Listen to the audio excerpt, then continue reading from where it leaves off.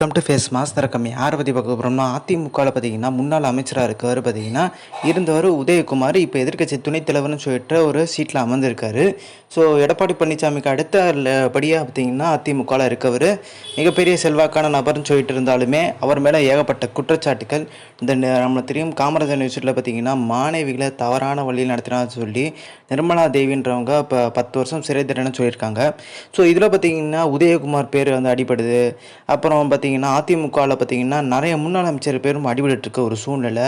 நம்ம தெரியும் அன்னைக்கு இருந்த கவர்னர், துணைவேந்தர், ஸோ இவங்கெல்லாம் பார்த்தீங்கன்னா விசாரிக்கலை எதுக்கு அப்படின்ற மாதிரி பார்த்தீங்கன்னா அடுத்தடுத்த கேள்விகள் இருக்குது.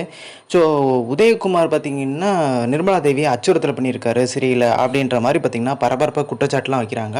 ஸோ இதே சமயத்தில் பார்த்தீங்கன்னா ராமநாதபுரத்தில் டம்மி ஓபிஎஸ்களை இறக்கி விட்டவர் உதயகுமார் தான். அது நல்லா தெளிவாகவே தெரியும். ஸோ இந்த வாட்டி பார்த்தீங்கன்னா உதயகுமாருக்கு சட்டமன்ற தேர்தலில் 2026 நெருக்கடி கொடுக்கறதுக்கு தயாராகிட்டாங்க ஓபிஎஸ் அணி. ஓபிஎஸ் பார்த்தீங்கன்னா டைரெக்டாக வந்து திருமங்கலத்தில் தன்னோட மகனை வந்து களம் இறக்கிறதுக்கு அதிகப்படியான வாய்ப்பு இருக்குது. அதிகபட்சமாக பார்த்தீங்கன்னா தன்னோட ஆதரவாளர், ஸ்ட்ராங்கான ஆதரவாளரை களம் இறக்கிறதுக்கு வாய்ப்பு இருக்குது. ஸோ இந்த இன்ஃபர்மேஷன் பிடிச்சா லைக், ஷேர், சப்ஸ்கிரைப். தேங்க்ஸ்.